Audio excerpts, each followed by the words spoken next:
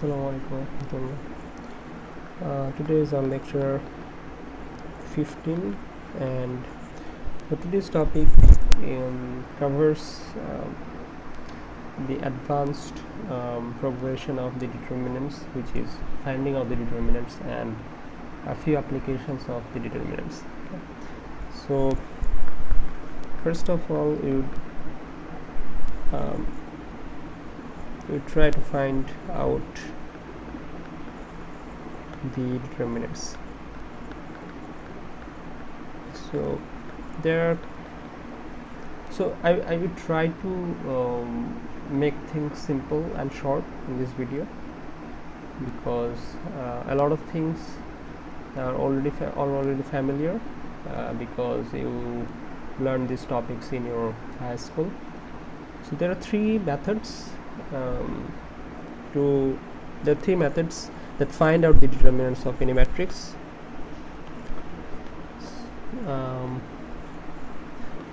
I think at this point you already know that only square matrices have determinants, and rectangular matrices do not have any determinants.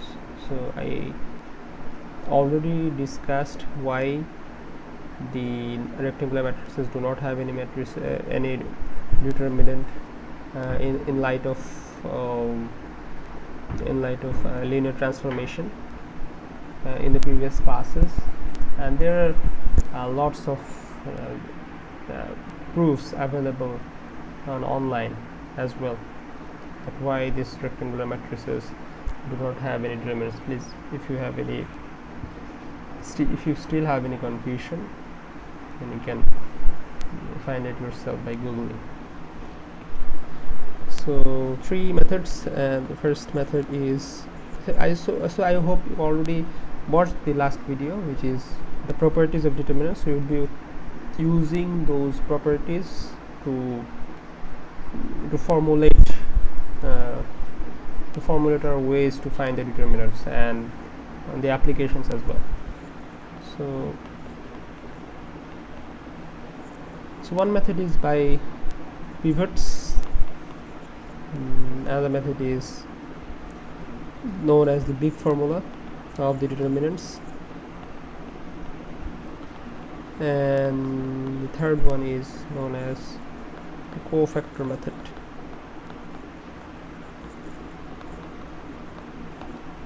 So this is our main concern. This big formula is not really useful and is really messy, so we will not focus on it, but it is available on books, so you can watch it out, figure it out by yourself by finding out in the books. Okay, so the pivot formula is basically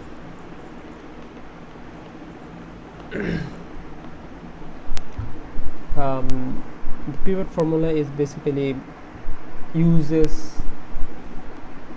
the method of elimination to find the determinant. Okay, so if you have any matrix A, then the determinant of A is basically, so this A can be divided into two parts by elimination. There are L and U, right? So we saw this in our LU factorization video. If you forgot that, you might check it out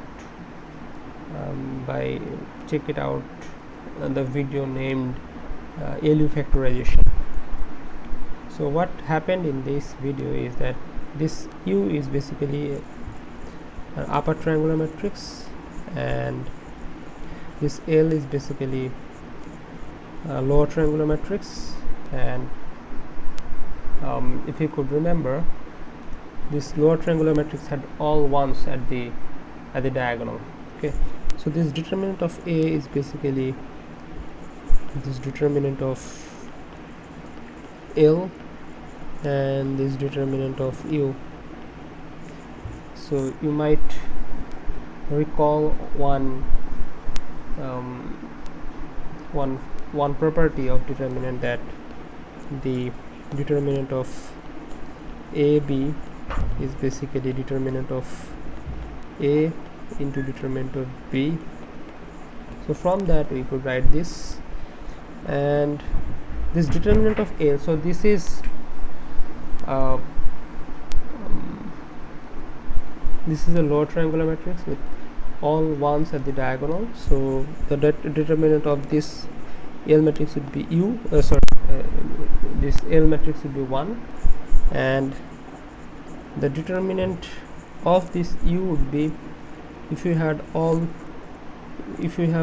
U as D1, D2, so these are diagonal elements, so there are all zeros at the lower part, and there are other entries at the upper part. So in this case, from the properties we saw that in this case the determinant would be the multiplication of all the diagonal elements. So this would be D1 into D2 to D3 up to Dn. So this is D1 into D2 up to Dn, and if there are any row exchanges while the elimination, then this should be simply the total determinant should be either positive or negative. Okay. So you'd see one example. So let's take one difficult example. Let's say we have a 4x4 matrix, and that is, let's say 1 2 2 1 1 2 4 2 2 7 5 2 and 1 4 minus 6 3.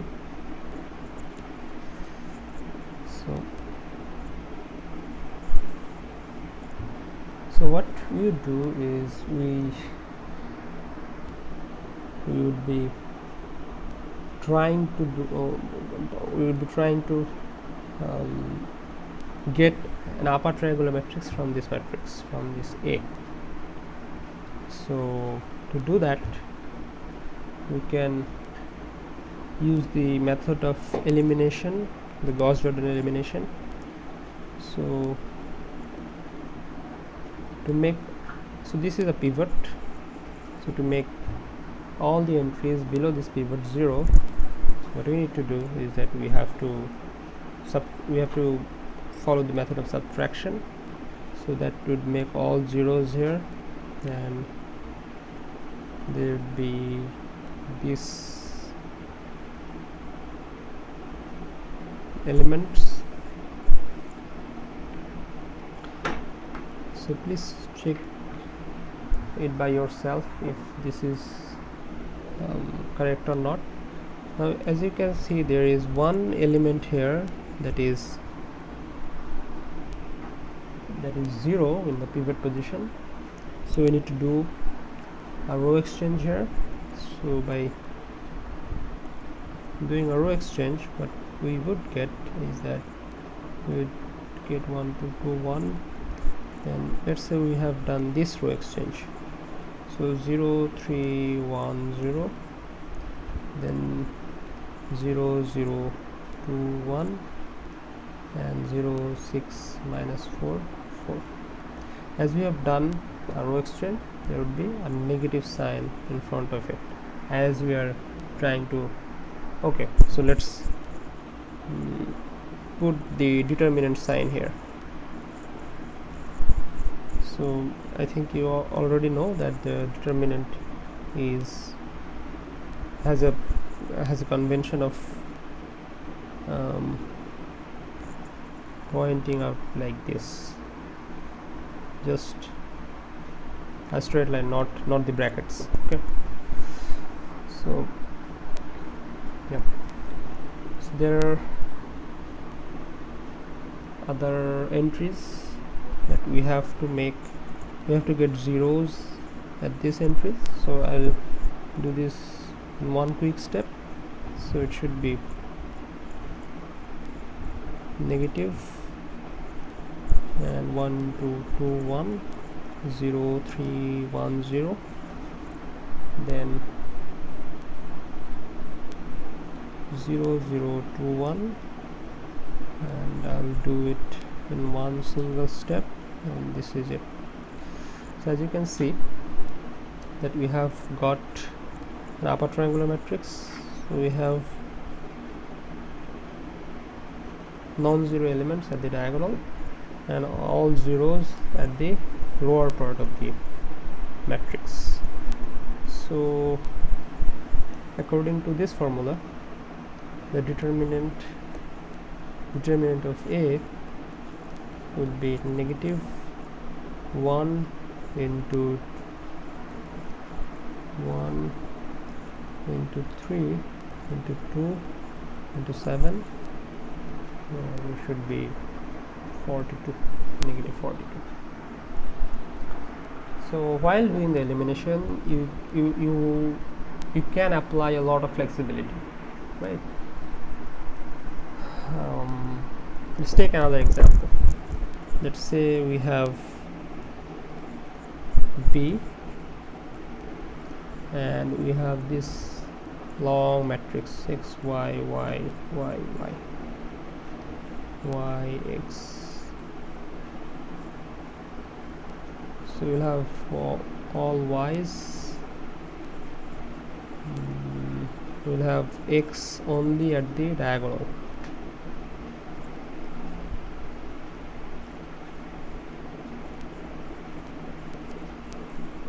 So this is the matrix. So what we do is that you change, or what we need to do is that we have to do elimination, right, and get the pivots. So to do that, if we apply this this step, r1 equals to r1 plus r2 plus r3 plus r4 plus r5, then we'll have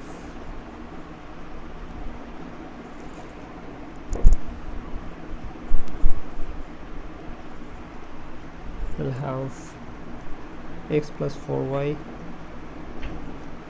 then x plus 4y, x plus 4y, x plus 4y, x plus 4y. So we have one common element at the first row, and we have the other things, y, x.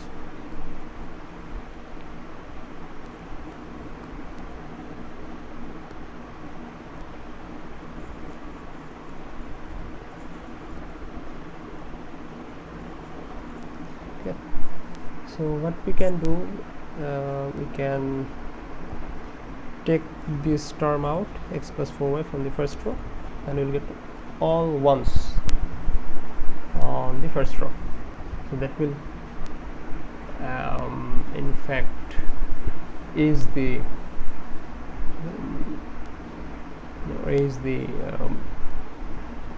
calculation. Okay.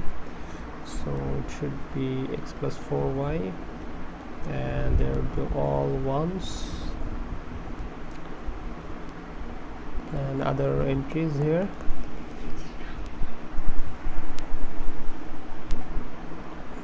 And to make it even easier, we would transpose the matrix. Okay, so by transposing it, you'd get x plus 4y, and 1 1 1 1 y x y y y.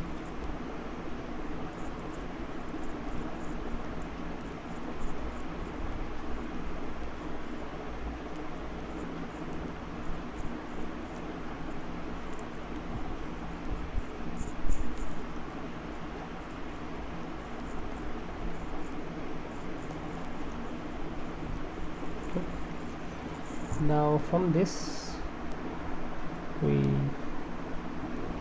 can, if we do the elimination now, that if we assume that this is a pivot and we try to get zeros here, here, here and here, the calculation would get really easy. You see that if you apply this approach, you'll get 1 y y y y, then you'll get all zeros if you just subtract the first row from the other rows, and you'll get x minus y here and all zeros beneath the x minus y. You'll get 0 here, you'll get x minus y here, and you'll get all zeros. You'll get zeros here, x minus y 0, and you'll get x minus y. So as you can see, the calculation now has got really easier. So what you can do is that you can take this x minus y from all these rows and you'll get x plus 4y. So you get 4 of these terms, x minus y whole to the power 4, and this matrix 1 y y y y, and you have 0 0 0 0 1 1 1 1. You'll get all zeros beneath of it, and you'll get zeros here. So this is an upper triangular matrix, and you'll get, so as the diagonals are all ones, so the determinant of this matrix would be 1. So the determinant of the original matrix A should be x plus 4y, x minus y whole to the power 4 into 1. So this is the answer. So I hope you understood very well that how these pivots are used to find out the determinant of any matrix. So please look into the books for more exercises and more example problems. Right now we have the big formula, which I said that we would not be looking into very carefully, we would not focus into it. So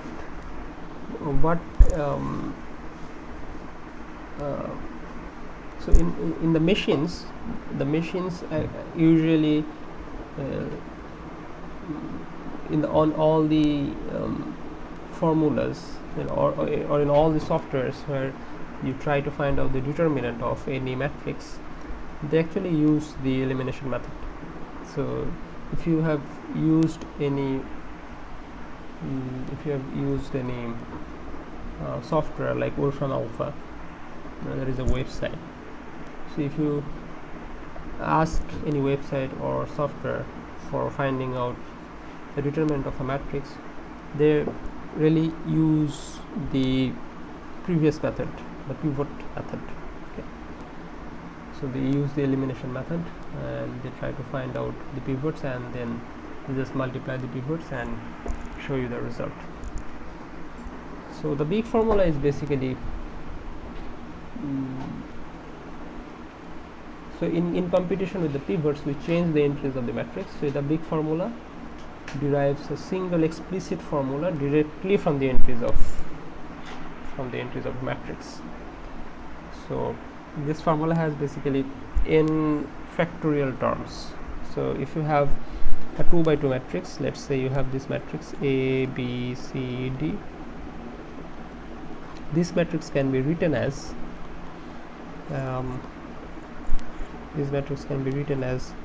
A 0 0 D plus 0 B C 0, right? So we basically applied the linearity here. So what is the determinant of this matrix? So the determinant of this matrix is AD, and let's exchange the rows of this matrix. So this can be written as A 0 0 D plus C 0 0 B. But as we have exchanged the rows, the sign will be changed. It will be a negative here. So the determinant of this matrix is AD, and the determinant of this matrix is BC. There will be a negative sign here. So this is the determinant, AD minus BC. So without changing the entries of the matrix, as you can see that we can basically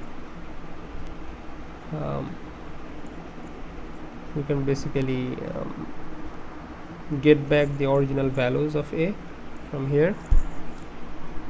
So and at the end product, if we as we have 2 by 2 matrix, we have 2 factorial terms here, and in case of n 3 by 3 matrix, you would be having 3 factorial, and in case of n by n matrix, you would have n factorial terms. Okay, just like this, AD minus BC, we have 2 terms here. In case of 3 by 3 matrix, you would have 6 terms here. In case of n by n matrix, we will have n factorial terms. For example, if we have 11 by 11 matrix, there would be 40 million terms. 40 million terms to find out the determinants.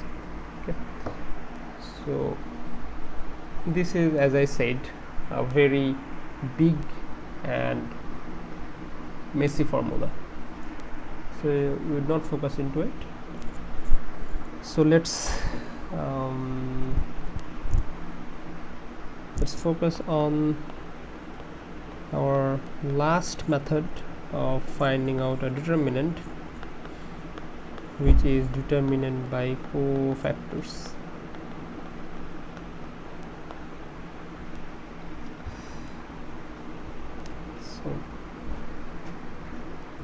So I think you are already familiar with this method. So let's say you have a matrix that has these entries A11, 1, 2, 1, 3. These are the entries of the matrix.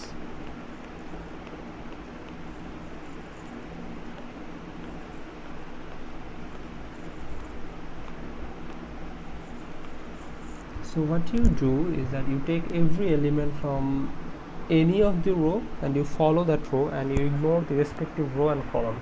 So the other rows are defined as the cofactors. So let's take the first row as a reference. So let's take the first row as the reference and take the first element. Okay, 1 1 1 2 1 3.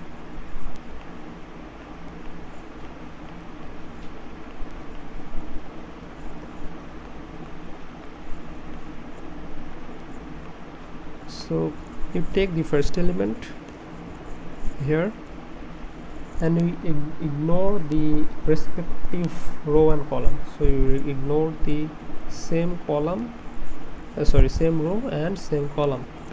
So the entries left are known as the cofactor of the first element. So these elements here are known as the cofactor of A11. Okay, so this is the first element. So take the second element then. So A11,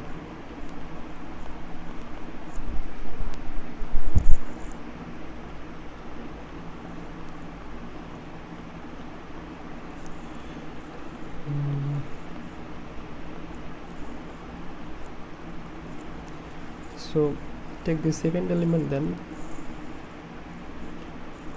ignore the respective row and column. So this row is ignored, this column is ignored, so the only left entries are this.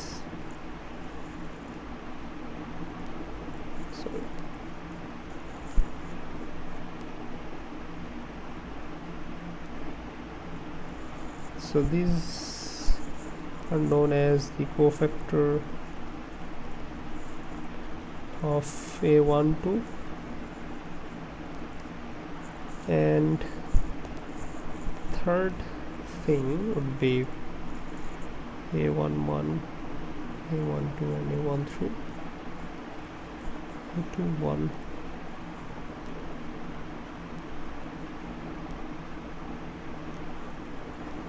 So if you take the third element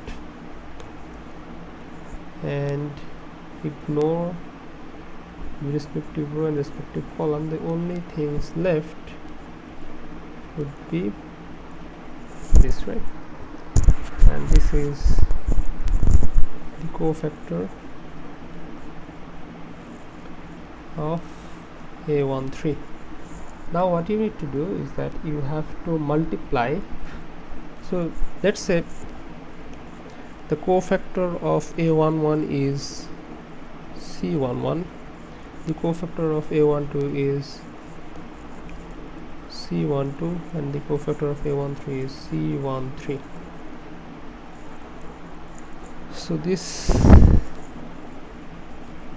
the determinant, so the formula is that the determinant of A would be A11 into C11 plus A12 into C12 plus A13 to C13. So what you need to do is that you have to find the determinant of this cofactors, right? And you already know it, that there is another thing, signs here, the signs. So the signs are really vital here. So the sign is that if you, so let's say Aij, so this is I is row and j is column, so this is row and this is column. So whenever I plus j is even, then you will have to, so you'll have a positive sign. Whenever I plus j is odd, then you would have, you would have a negative column, a negative sign. So 1 plus 1 2, this is even, so there would be a plus sign here. 1 plus 2 3, so there would be a negative sign at the cofactor, right? So we can write this as minus C12 and 1 plus 3 is 4, so there will be positive sign. So basically the signs, or usually the signs would go like this: positive, negative, positive, negative, then negative, positive, negative, positive, positive, negative, positive, negative, negative, positive, negative, positive. So it goes like this. So I hope this part is clear. So it has a very small formula about this sign. So the cofactor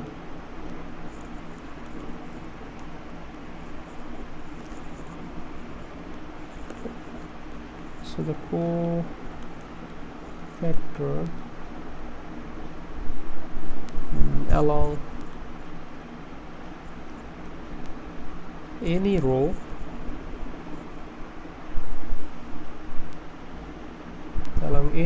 would be Cij, and the sign would be -1 to the power I plus j, and into the determinant of the cofactor. Right. So in this case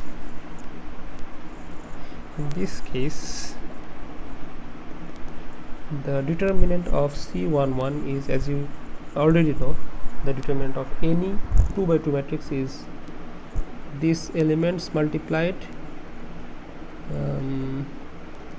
then subtract these elements multiplied, right? So it should be A11, then A22 to A33, minus A23 to A32. Then negative sign A12, we have this element multiplied by this element, A21 to A33. So, minus A23 into A31. Then we have A13, we have A21, A32, minus A22, A31. So I hope this part is clear. So this is the method of cofactor to find out the determinants. So if we have, so there are three, so this is a 3 by 3 matrix. If it is n by n matrix, it should be A11. So if we follow along the first row, it should be A11 C1 plus A12 C12, and it would go up to the nth element. So okay. So what you can do is that you can apply, okay, let's take one example and it will be clearer. So if you have, so this is one example. So if we have this matrix x y 0 0 0 0 x y 0 0 0 0 x y 0, then it's 0 0 0 x y, then let's say you have y 0 0 0 x, this matrix. So it has a peculiar structure. So what we can do is that if we want to apply the cofactor method, the cofactor method, what we can do is that we can first transpose this matrix. So a transpose would be x 0 0 0 y, then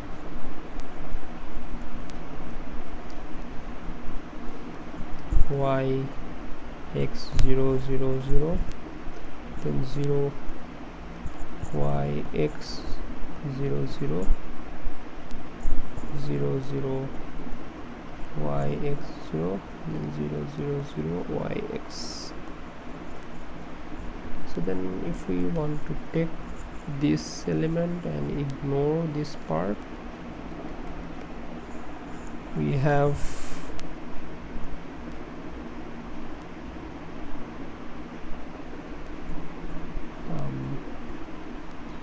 a lower triangular matrix, and there are x all along the diagonals, so it should be x into x to the power 4 plus, is it plus or minus? It's x, so this is plus minus plus minus plus, so plus y, so you take y and we ignore all this, so you'd have this part, and as you can see this is the upper triangular matrix and there are y all along the diagonals, so it should be y into y to the power 4, so it should be x to the power 5 plus y to the power 5.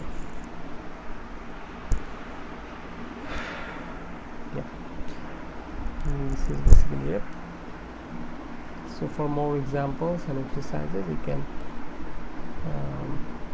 check out the book. So I want to cover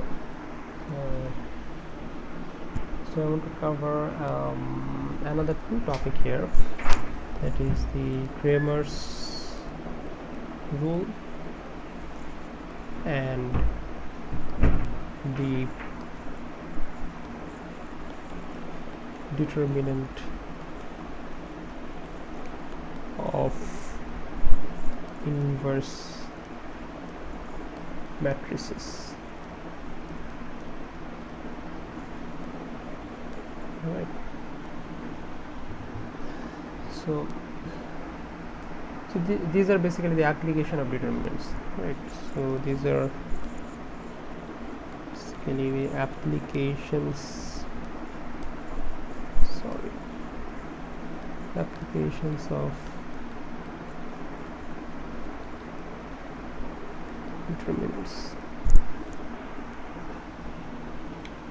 So I want to start this segment with a proof. So this proof is, or this theorem, okay, so this theorem is known as the false expansion theorem.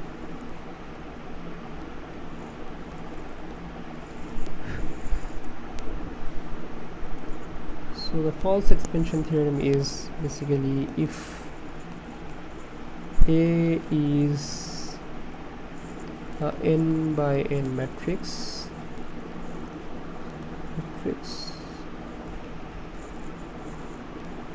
then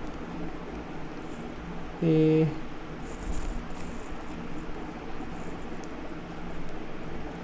I1 CK1 is AIN CKN is equals to 0, where I is not equals to K. So what this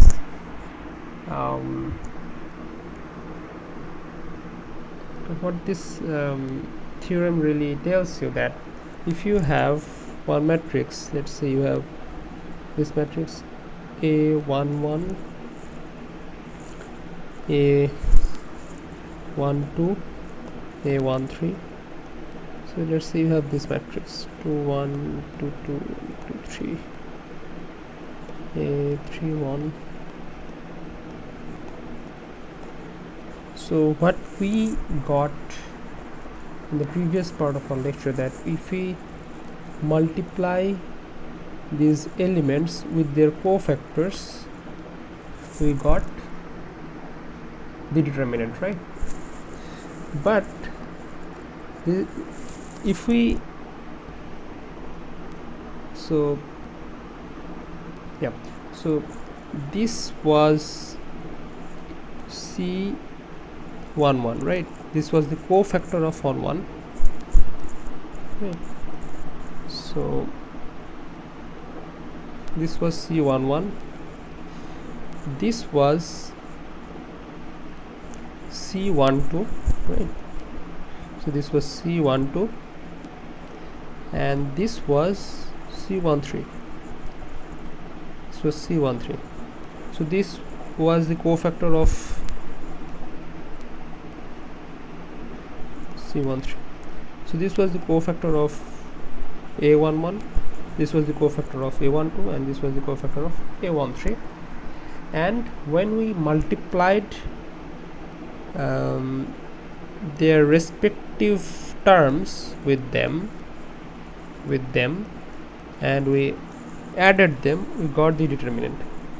So what this theorem really tells you, that if we do not multiply these cofactors along the first row, if we multiply with any other row, let's say we multiply by A21, then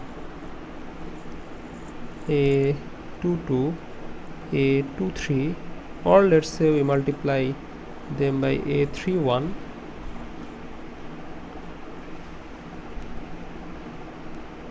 A32, and A33, so 33, and if we add them, we'll get all zeros. So the thing is, if we try to formulate this theorem into words, it should be, if we multiply the cofactors not with their respective terms but with another row, you will get all zeros, right? So this is somewhat the verbal expression. Now the proof is small and easy. So the proof would be, okay, so the proof would be,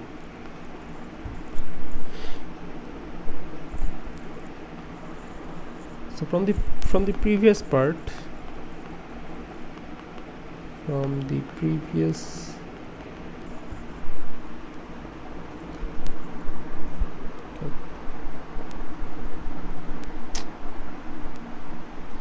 my device is hanging for like, as I'm using it from a long time, it is creating some problem.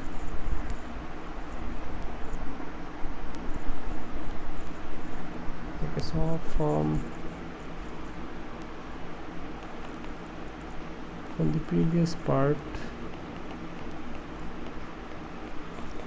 we saw that A11, C11. So if we multiply the cofactors with their respective terms, what we would get? You would get the determinant of that matrix, right? So it can be any row.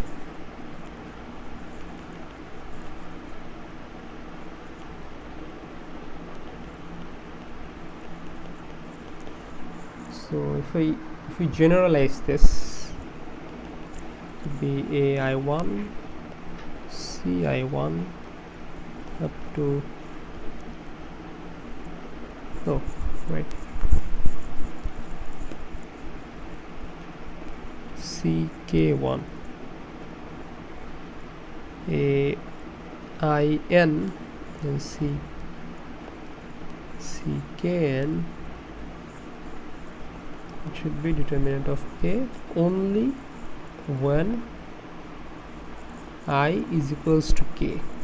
So if I and k are equal, then if I and k are equal, you'll get the determinant. But if they are not equal, you'll get 0. So this is the theorem we need to prove. So to prove this, so let's take a matrix B where this matrix is obtained from A by replacing the kth row of A with the ith row of A. Okay, so let's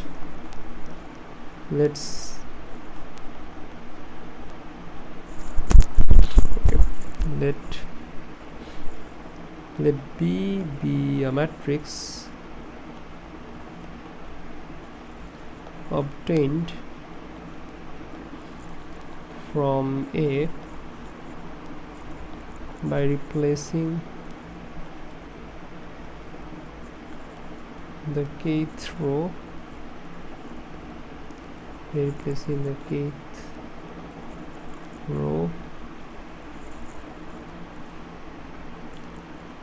of A with the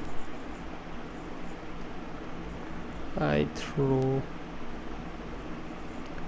of A. So let's say you have this matrix. Let's say you have this matrix A.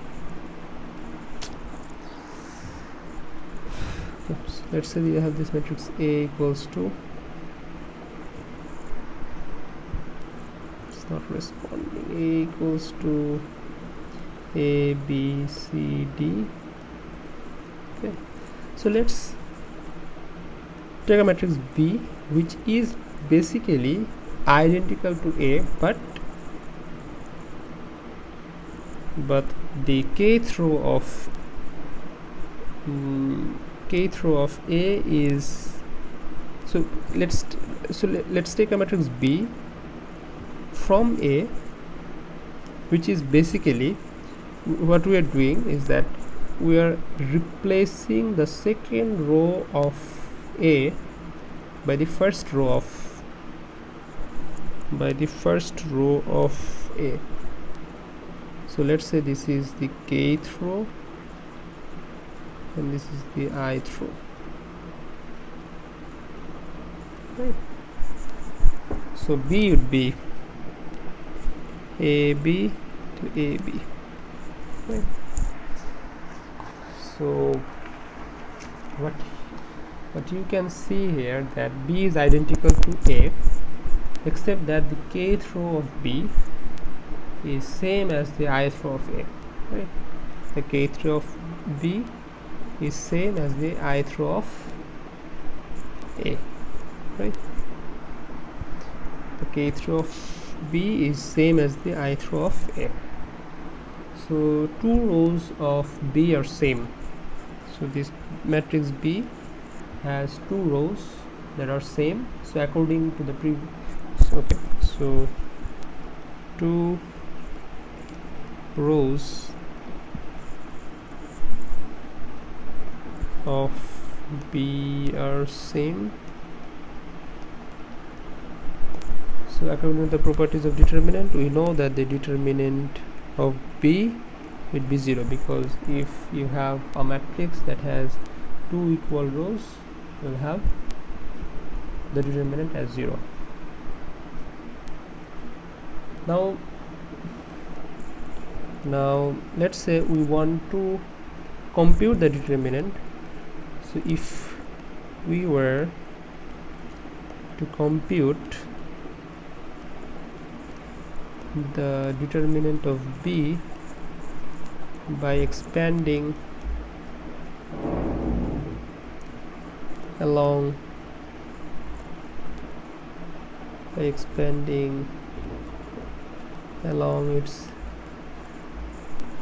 kth row, you will have bk1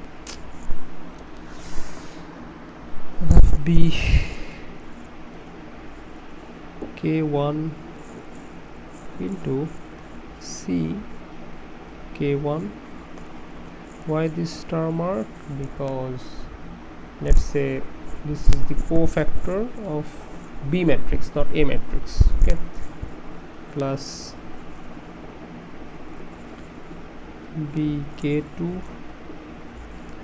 to c prime k2, it goes up to nth term, so it should be b of kn to c prime of kn. So it is 0, as we said the determinant of b is 0. But as you know that the kth row of B is basically the ith row of A, right? So what we can do is that we can write this line as A of I1 to C K1 plus bk2, sorry, ai2 to c k2 goes up to ain c prime kn equals to 0, right? Now the only thing that A and B differ is in the kth row, right? So as you can see that these two matrices are identical, but there is only one difference, that is in the kth row, right? So but that doesn't really change the cofactors of the ith row, right? As you can see that sorry, the okay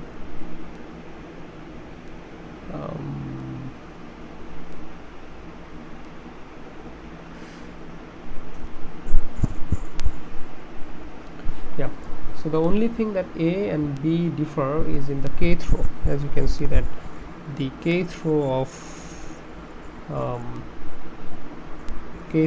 of the A matrix is CD, and the kth row of this A matrix is AB.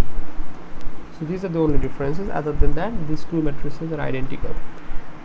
And what this C prime ij was is that it is the cofactor. It is the cofactor of bij in B. So as we are taking the kth row, so where was it? Yeah, the kth row of B and the ith row of A, these two rows are identical, right? So the cofactors would be same as well. So it should be ai1 into c k1. So C prime was for matrix B and C is for A. So ai2 to c k2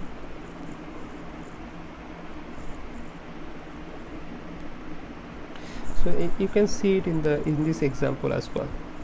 So this is the kth row of A was A, B, C, D, and B was A, B, A, B. So So I was telling that the cofactor of the kth row and the cofactor of ith row are same. Let's check. So the cofactor of the ith row, so this is the ith row, so the cofactor of the ith row would be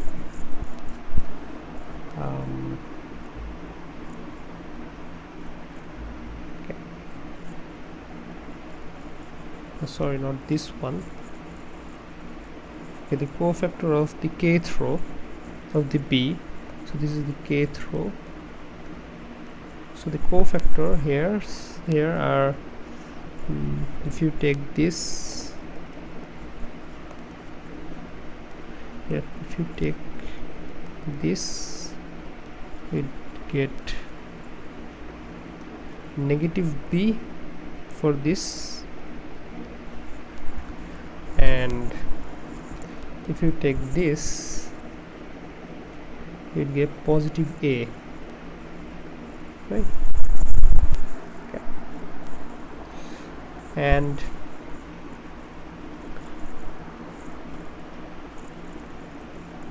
yeah, so the kth row, as we said, that the kth row of the kth row, the cofactor of the kth row of B and the cofactor of the kth row of A are same. So as you come here, you can see that the cofactor of this is negative B and the cofactor of this is positive A. So these are same, these are identical, as you can see. So as I said, that these two rows are same, and the cofactor of the kth row, the cofactor of the kth row in both, so the C prime is for the C prime, this prime sign is for the matrix B, and normal C is for matrix A, right? So from here we saw that the cofactor of the kth row would be same as well.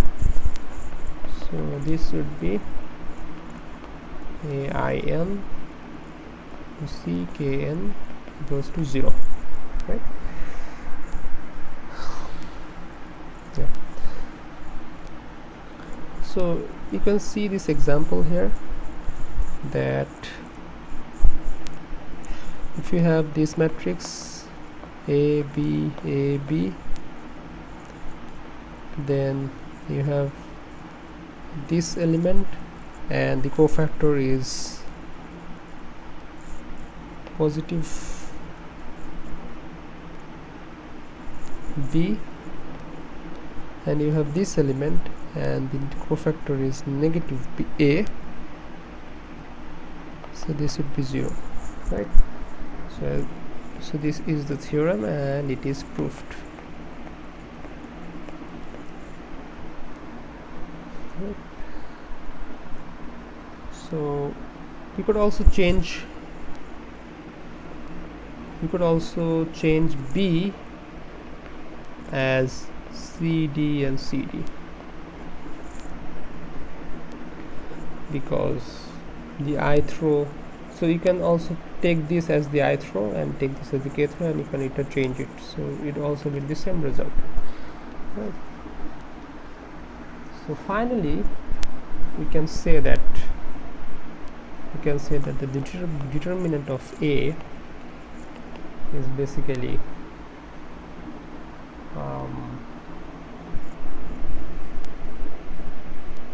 the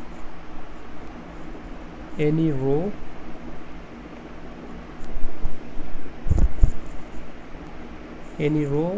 dot product their cofactor, right? And it would be 0 in case if it's not their cofactor. So it's I is not equals to k.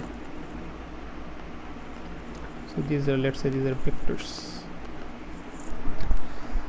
So we can rewrite this as, so rewriting this, we can say that A, matrix A into the coefficient of each term of A transpose, if they are of the same row I, you'll get AI dot product CI as the determinant of A, and if you take this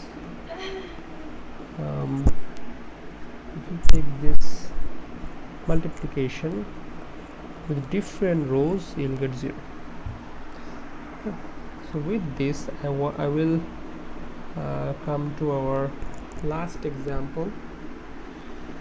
Our last example is, let's say we have this matrix A, we have A, B, C, D. So the coefficient of A, so this might be a new term for you. So the coefficient of any matrix is basically all the terms replaced by their coefficients. So the coefficient of A is D, the coefficient of B is negative C, the coefficient of C is negative B, and coefficient of D is positive A. So the coefficient of A should be D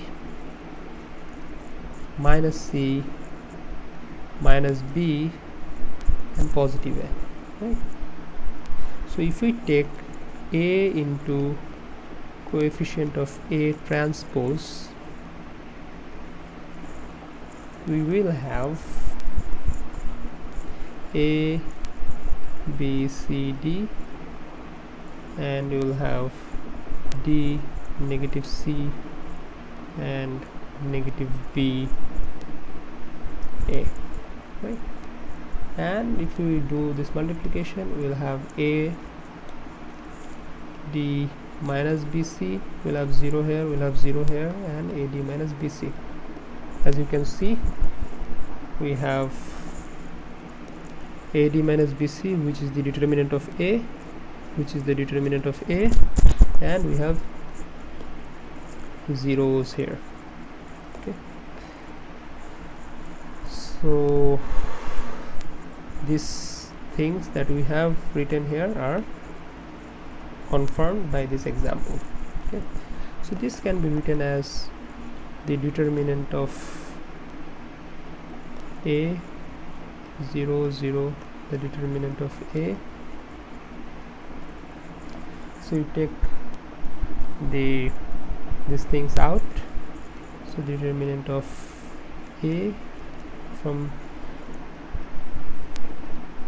the rows here, and you will have 1 0 0 1, which is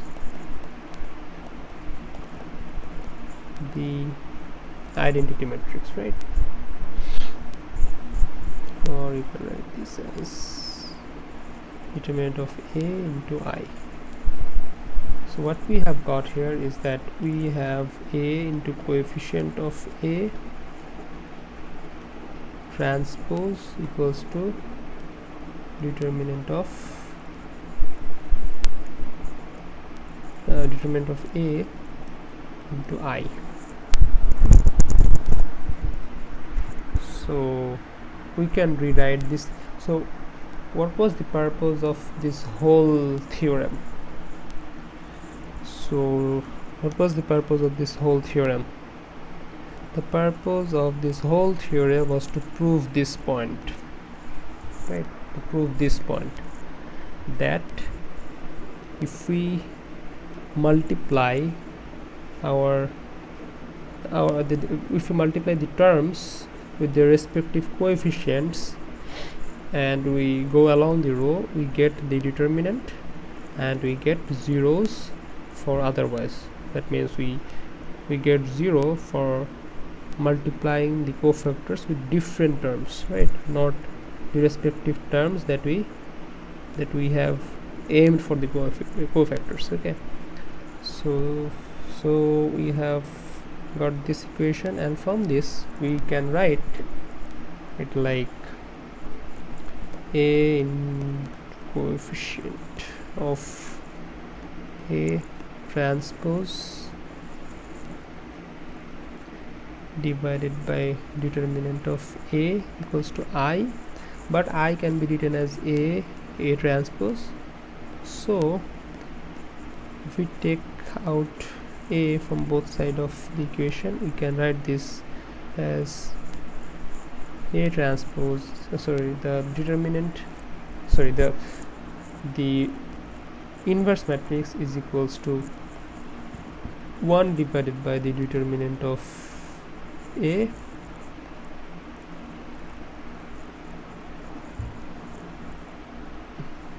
divided by the determinant of A into the coefficient of A transpose. So this is the formula for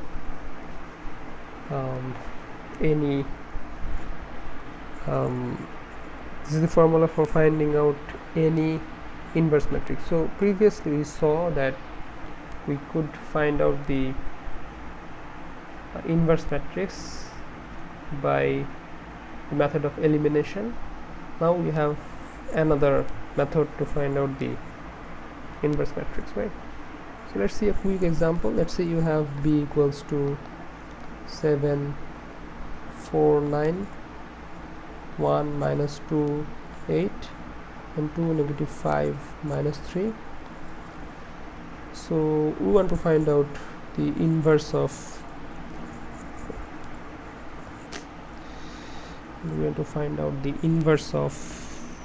B.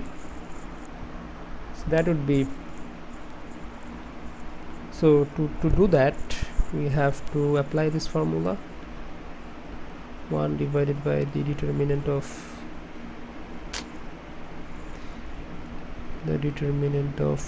B into the coefficient of B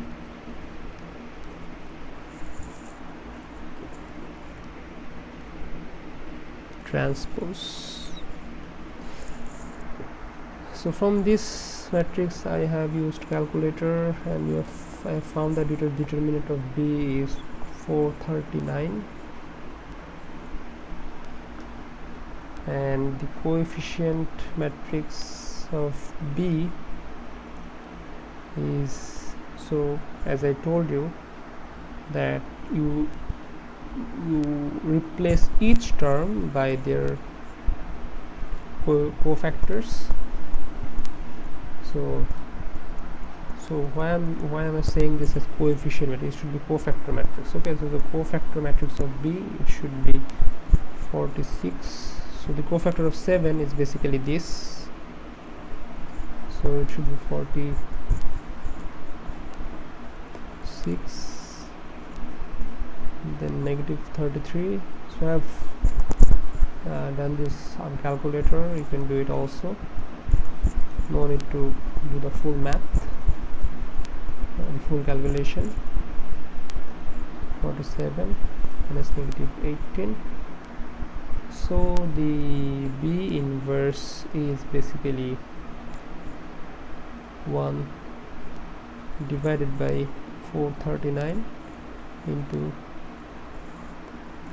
the coefficient of B transposed. So it should be 1 divided by 439, then 46, negative 33, 50, then 27 minus 48 minus 47 and 1 47 and 18. So that is it, right? Okay, so we have our last topic, which is the Cremer's rule. So Cremer's rule is really easy. Let's say, so I think you have already used this formula or used this rule in your high school. So if you have, let's say you have this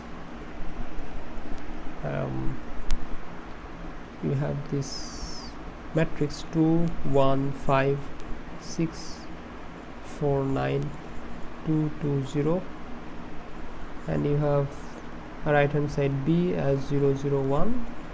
So what x creates this result? Ax equals to b. What x creates this result? So we solve this by Gauss-Jordan elimination, definitely, but as we know the determinants, we can do it like pretty easily. How? So there, as you know, that this x should have 3 elements here, right? As it is a 3 by 3 matrix here.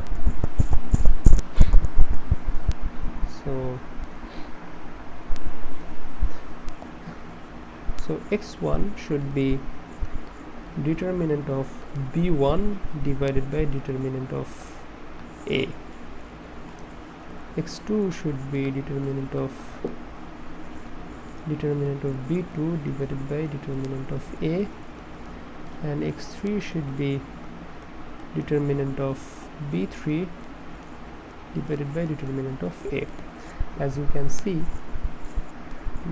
there is a common element at the denominator, and it should be, if there are n elements in the solution, it should be determinant of b of n divided by determinant of a.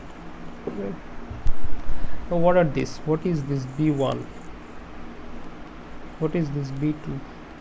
What is this b3? So what you need to do is you have to make another matrix that takes the first column as b in case of b1, and n minus 1 other columns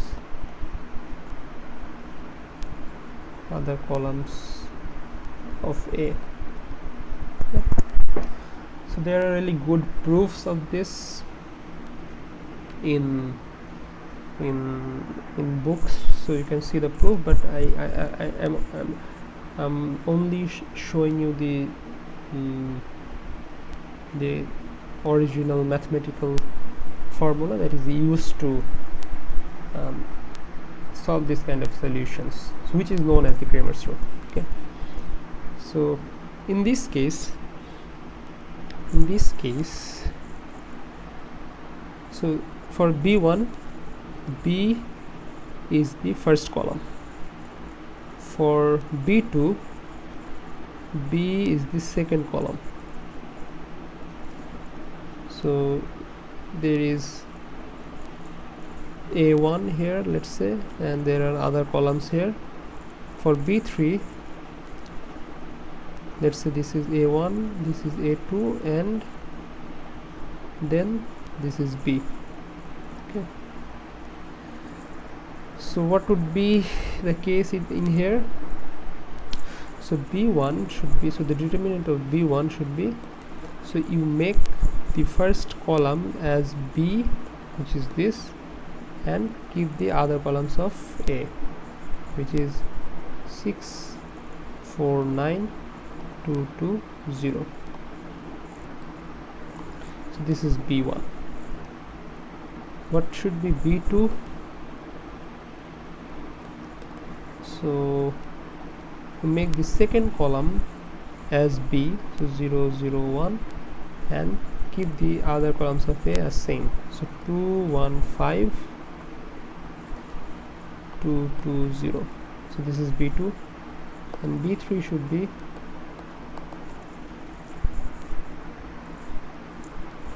you keep the last column or the third column as b, so 0 0 1, and the other column same as the matrix A, so it should be 2 1 5 and 6 4 9. So as you can calculate these determinants, then x1 should be simply b1 divided by a, the determinant of a. x2 should be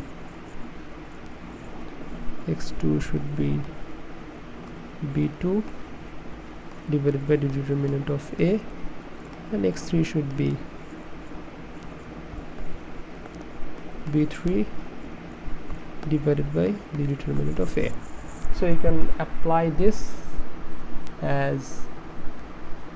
you can apply this on any size of matrix, on n by n size. Okay, there is no problem with that. So I think, so I have not gone really deep into this Cremer's rule, as I think you have already done this in your high school. So please revise this rule, and I might give you one problem in your semester final of a 5 by 5 matrix or a 4 by 4 matrix, and right hand side to solve the Ax equals to b with the Cremer's rule. Okay. So please review the rule, and if you have any question you can ask me in the discussion class. So I'm really sorry for this long video, so I'll try to keep the video short from the next videos. So I wanted to cover all the topics of determinants. So with this we have completed everything for determinants. So we would be going forward to take the eigenvalues and eigenvectors now, which are like really important topics of linear algebra. So yeah, so watch this video and carefully do the assignments, and I'll see you in the next class, inshallah. Assalamu alaikum.